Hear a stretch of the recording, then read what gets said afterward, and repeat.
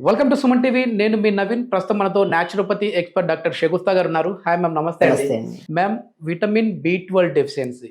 So చాలా మంది కూడా నర్వ్ వీక్నెస్ వచ్చాయి అని అంటే, లేదు వీళ్ళకి ఈ ప్రాబ్లం ఉంది అని అంటుంటారు. సో దానికి సంబంధించి ఇంజెక్షన్స్, టాబ్లెట్స్ ఇప్పుడు టీవీలో మనం చూస్తే మీకు నరాల బలహీనత ఉందా, మీ కాళ్ళ తిమ్మిర్లు ఉన్నాయా, అరిచేతుల మంటలు ఉన్నాయా, సో ఈ టాబ్లెట్ వేసుకోండి అంటుంటారు. సో మనం అట్లా టాబ్లెట్స్ వరకు వెళ్లకుండా న్యాచురోపతితో మనం న్యాచురల్గా ఎట్లాంటి ఫుడ్ తీసుకుంటే మనం ఈ డెఫిషియన్సీని అధిగమించవచ్చండి? డెఫినెట్గా అండి. ఒకటండి, నరాల తిమ్మిర్లు కానీ, నరాల బలహీనత కానీ, లేదంటే ఎవరన్నా సరే ఆల్మోస్ట్ షేక్ అవుతుంటుంది బాడీ. ఏదైనా గ్లాస్ ఇచ్చామనుకోండి చేతిలో, బాగా గమనిస్తే షేక్ అవుతుంటుంది చెయ్యి.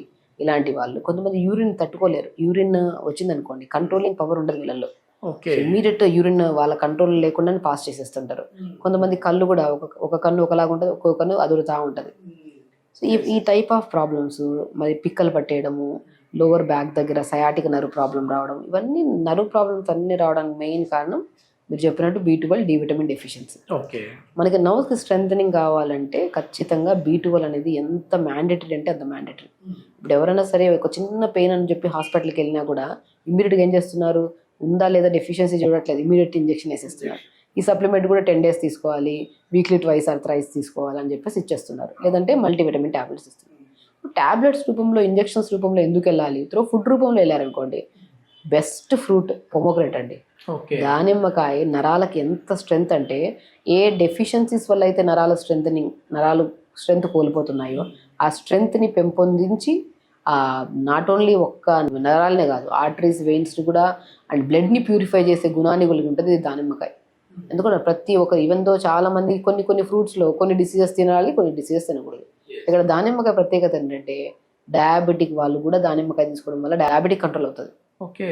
అండ్ చాలా వీడియోస్లో చెప్పాను, ఎవరికైనా డయాబెటిక్ ఉందా, డయాబెటిక్ ఉంటే మీరు పొమోగ్రేట్ తినండి, డయాబెటిక్ కంట్రోల్ చేసుకోవచ్చు. మనం అది కూడా ఒక మోతాదు ఉంటుంది. తినమన్నారు కదా అని చెప్పేసి అలా తినకుండా ఒక మోతాదులో తినాలి. సో ఖచ్చితంగా మనకి నరాలకి స్ట్రెంగ్త్ కావాలంటే ఫ్రూట్స్ విషయానికి వస్తే మాత్రం దానిమ్మకాయ అల్టిమేట్ ఫ్రూట్. Yes yes. దానిమ్మలో అన్నీ కూడా మంచివి అంటారు కదా మ్యామ్. అంటే దాని లీఫ్ దగ్గర నుంచి ఆ దానిమ్మ పండు పైన తొక్క కూడా చాలా యూజ్ఫుల్ అంటారు. అసలు మీకు దానిమ్మకాయ ఇప్పుడు ఎవరికైనా థ్రోట్ పెయిన్ ఉంది, కాఫ్ ఉంది, సైనస్ ప్రాబ్లం ఉంది, ఆస్తమా ఉంది, దానిమ్మకాయ ఆకులు తీసుకొచ్చి చిన్న అల్లం ముక్కేసి కొద్దిగా వామేసుకొని మరిగించుకొని తాగండి. తాగిన 2 సార్లకి మీకు కఫం తగ్గుతుంది, గురక పోతుంది. గురక కూడా అద్భుతంగా పనిచేస్తుంది. గురక కూడా దానిమ్మ ఆకుల్లో ఉన్న గుణం ఏంటంటే, మన బాడీలో యాంటీ ఇన్ఫ్లమేటరీగా పనిచేస్తుంది. మన బాడీలో ఇన్ఫెక్షన్స్ రాకుండా కాపాడుతుంది. అది తీసుకోవడం వల్ల కఫము, కోల్డ్, ఆస్తమా ప్రాబ్లమ్స్ పోవడమే కాకుండా నరాలకు కూడా స్ట్రెంగ్త్ని. మనం ఫ్రూట్ తీసుకుంటే ఎంత బలమో ఆ లీఫ్ని మరిగించుకొని తాగడం వల్ల అంత స్ట్రెంగ్త్ని. అండ్ నేను దానిమ్మ స్కిన్ ఉంటుంది కదా, దాన్ని ఎండబెట్టి పౌడర్ చేసుకొని ఆ పౌడర్ని ఎక్కడన్నా సరే, మన కాళ్ళలో మచ్చలు ఉంటాయి కొంతమందికి, వ్యారికోస్ వెయిన్స్ వచ్చినప్పుడు, లేదంటే కొంతమంది నల్లగా మచ్చలు ఉంటాయి కొంతమందికి, ఆ మచ్చలకు రాసుకోమంటుంటారు. అంత అద్భుతం. ఫేస్ ప్యాక్ కూడా వేస్తుంటారు కదా, ప్యాక్ కూడా బలి పనిచేస్తుంది. ఫేస్ ప్యాక్ కొన్ని సిచ్యువేషన్స్లో హెయిర్ రిలేటెడ్ ప్రాబ్లమ్స్ ఉన్నా కూడా దానికి కూడా హెయిర్ ప్యాక్ కూడా యూజ్ చేస్తాం అనమాట. అని లిమిటెడ్ డిసీజెస్ ఉంటాయి హెయిర్కి సంబంధించిన. చూసారా, టాప్ టు బాటమ్ దానిమ్మకాయలో అంత అద్భుతమైన రిజల్ట్స్ ఉన్నాయి. అంటాను మనం అన్ని ఇవి తెచ్చుకొని ఉంటున్నాం. దానిమ్మకాయలు మంచిగా తీసుకోండి. కాయల విషయం, ఫ్రూట్స్లో దానిమ్మకాయ నరాలకి అల్టిమేట్ ఫ్రూట్ అండి. డ్రై ఫ్రూట్స్కి వస్తే కొన్ని పంకిన్ సీడ్స్లో B12, D vitamin, iron, magnesium, phosphorus కూడా చాలా ఇంపార్టెంట్. నాట్ ఓన్లీ B12 ఒకటే కాదు, మనకి నరాలకి స్ట్రెంగ్త్ కావాలంటే మెగ్నీషియం కావాలి, ఫాస్ఫరస్ కావాలి, కాల్షియం కావాలి, ఐరన్ కావాలి, అన్నీ కావాలి. అవన్నీ మనకు సంపూర్ణంగా దొరికేది pumpkin seeds, watermelon seeds, sunflower seeds, కొన్ని పూల్ మఖానా అద్భుతంగా పనిచేస్తాయి నరాల స్ట్రెంగ్త్ని. ఈ 4టిని ఫ్రై చేసుకొని పెట్టుకొని ప్రతిరోజు బ్రేక్ఫాస్ట్ అయిన తర్వాత ఒక 100 grams తినండి. పొద్దున ఒకసారి 50 grams, సాయంత్రం ఒక 50 grams. ఎంత అద్భుతంగా పనిచేస్తాయి. మరి అంటే ఇది బాడీని హీట్ చేసే గుణం కూడా ఉంటుందని విన్నాను. అట్లాంటి వాళ్ళు, అంటే ఎక్కువ హీట్ బాడీ ఉన్న వాళ్ళు కూడా తినచ్చు? లేదండి, అలా అసలు pumpkin, water melon, sunflower seeds కాంబినేషన్లో ఎప్పుడైతే తీసుకుంటే వాళ్ళకి హీట్ అవ్వదు, హీట్ తగ్గుతుందా? సో మనకు ఒకవేళ పంకిన్ సీడ్స్లో కొన్ని కేసెస్లో, ఒక 5-10% కేసెస్లో, 100 మందిలో 1% ఉంటే పూల్ మఖానా యాడ్ చేశాం కదా, పూల్ మఖానా బాడీని కూల్ చేస్తుంది. ఆ కాంబినేషన్స్ చాలా ఇంపార్టెంట్. ఏదైనా సరే డ్రై ఫ్రూట్ ఇది ఒకటే కాదు, ఆల్మండ్స్ హెవీగా తీసుకున్నా, వాల్నట్స్ హెవీగా తీసుకున్నా, ఏ డ్రై ఫ్రూట్స్ తీసుకున్నా కూడా ఖచ్చితంగా ఓవర్ హీట్ అవుతుంది. అది కూడా ఒక లిమిట్లో తీసుకుంటే అవ్వదు, లిమిట్ క్రాస్ అయి తీసుకుంటే ఎక్కువ అవుతుంది. సో మనం 25 to 50 grams 60 grams వరకు అన్ని కాంబినేషన్లో తీసుకున్నాం కదా, పర్ డే మొత్తం డివైడ్ చేయాలి దాన్ని. ఒకటేసారి కూర్చొని అలా తినేసినా కూడా హీట్ అవుతుంది.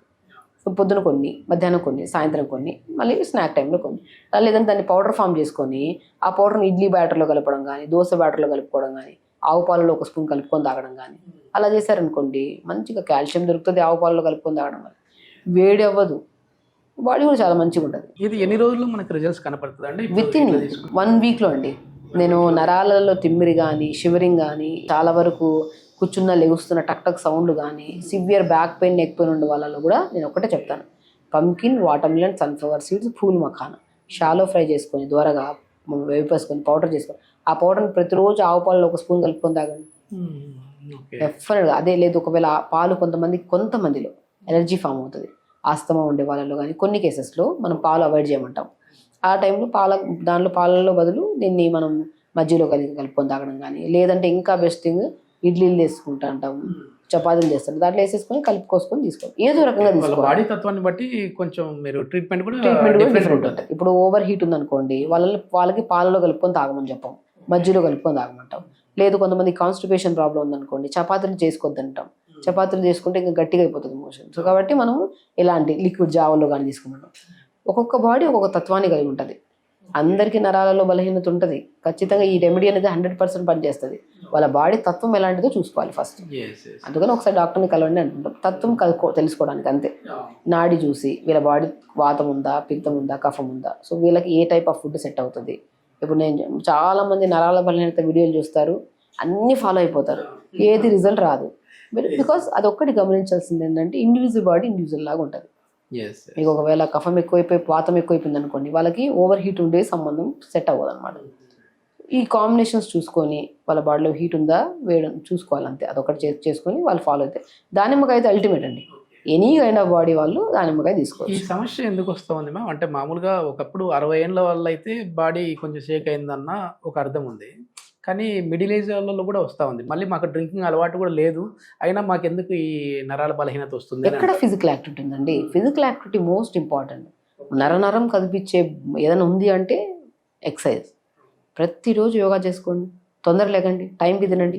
మీరు లేట్స్ తినడం వల్ల ఫుడ్ మనం తీసుకుంటున్న ఫుడ్లో నరాలకు స్ట్రెంథనింగ్ ఫుడ్ ప్రతి ఫుడ్లో ఉంటుందండి. ఇంక్లూడింగ్ రైస్లో కూడా B12 ఉంటుంది, విటమిన్. రైస్ తింటున్నాం కదా, దాంట్లో B12 సంపూర్ణంగా దొరకాలి కదా బాడీలో. మజ్జిగ తాగుతున్నాం కదా, మన ప్రోబయాటిక్స్ కూడా వస్తున్నాయి కదా, కొల్లాజన్స్ కూడా అన్నీ వస్తున్నాయి కదా. మరి ఏ సమస్య రావద్దు. ఎందుకు వస్తున్నాయి అంటే నేనేమంటున్నా అంటే టైం దాటి తింటే అది ఫుడ్ అయినా సరే పాయిజనే అంటా నేను. మీరు పొద్దున్నే తొందరగా లేచారు, 1 hour యోగా చేసుకున్నారు, టైంకి 8 కల్లా ఆకలేస్తుంది మనకి.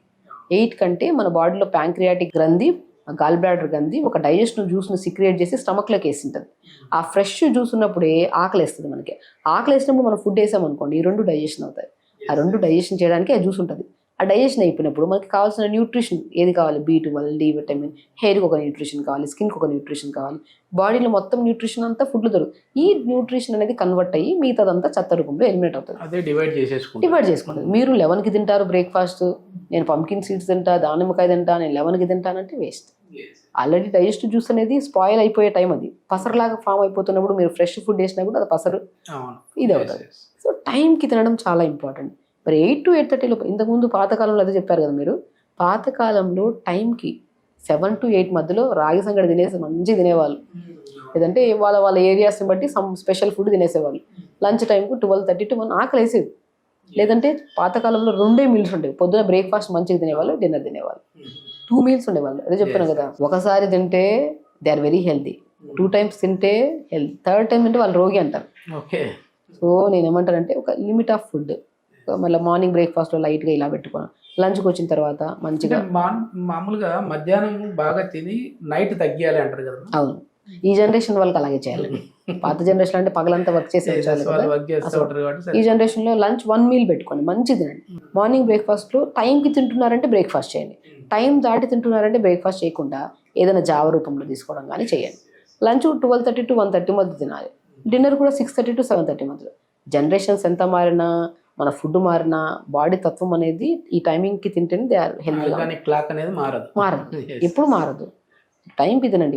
వెదర్ మన ఇప్పుడు జనరేషన్ మారింది అని చెప్పేసి సాయంత్రం వచ్చి పొద్దున అవ్వడం, పొద్దున వచ్చి సాయంత్రం అంటే అవ్వట్లేదు. వెదర్ ఎలా ఉందో శరీర తత్వం కూడా అలాగే కలిగి ఉంది. టైంకి తిన్నారనుకోండి మంచి న్యూట్రిషియస్ ఫుడ్, మీరు తినే ఫుడ్ న్యూట్రిషియస్ ఫుడ్, అంటే ఇంకొన్ని ఎక్స్ట్రా వెజిటబుల్స్ యాడ్ చేయండి, ఆకుకూరలు యాడ్ చేసుకోండి, నట్స్ యాడ్ చేసుకోండి, అప్పుడు ఏ సమస్య రాదు అంటే. ఎస్, మొత్తానికి దానిమ్మ పండుకున్న ప్రాముఖ్యత గురించి చాలా చక్కగా చెప్పారు. అదేవిధంగా మన బాడీ క్లాక్ అనేది కూడా మనం ఏదో ఒక క్లాక్ మెయింటైన్ చేస్తూ ఉంటాం, అది కాదు, దీనికి కూడా ఒక క్లాక్ ఉంటుంది. దాన్ని బట్టి నడుచుకుంటే ఏ రోగాలు రావు. ఏ రోగాలు. Thank you ma'am. నమస్తే.